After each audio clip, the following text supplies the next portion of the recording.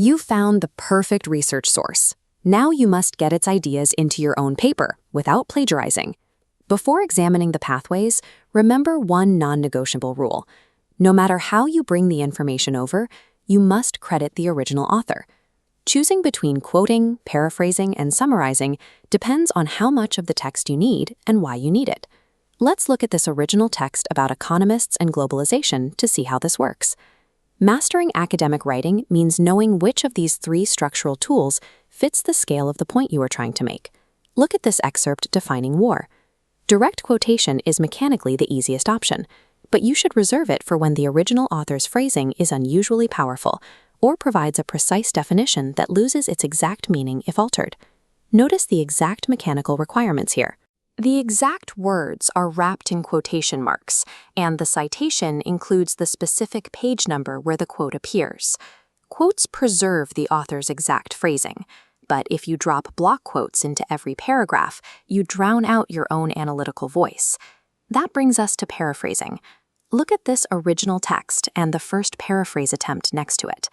Paraphrasing means rewriting a single sentence or short passage in your own words while maintaining the exact length and detail level of the original. A common trap is patch writing. If you look closely, paraphrase 1 just swaps a few words for synonyms but keeps the original sentence skeleton entirely intact. This is still considered plagiarism. To paraphrase correctly, you have to change the grammar of the sentence before you swap vocabulary. Look at this active and passive example. We change the structure by flipping the sentence from active to passive voice, forcing the object and subject to switch places. Let's test this. Take a look at sentence 1. Pause the video and try to paraphrase it by flipping the voice, making large amounts of money the new subject.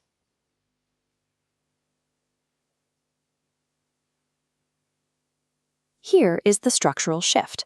Large amounts of money moves to the front, many businesses moves to the back, and the verb changes to are spent.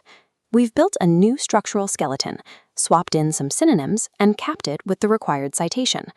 A successful paraphrase proves you actually comprehend the source material, because you cannot restructure a complex sentence without understanding the logic inside it. If paraphrasing is a magnifying glass on a single sentence, summarizing is a drone shot of an entire article. Look at this full abstract. A summary takes a macro view and is always significantly shorter than the original text.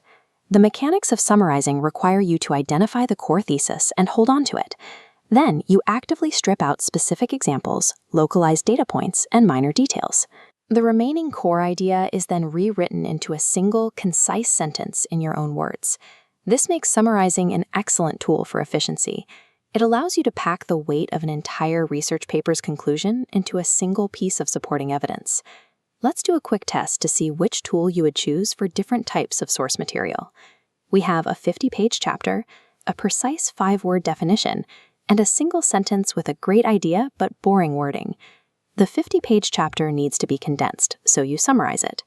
The 5-word definition is exact, so you use a direct quote. And the great idea with boring wording needs a structural rewrite, making it perfect for a paraphrase. Here is your cheat sheet for source integration. Quotes use exact words and maintain length. Paraphrasing requires your own words and a new structure, but keeps the original length. Summarizing uses your own words to capture main ideas in a much shorter format. Take a screenshot of this matrix for your next paper, and remember the absolute rule of academic writing. No matter which of these 3 paths you take to integrate an idea, the intellectual property must be credited with a citation.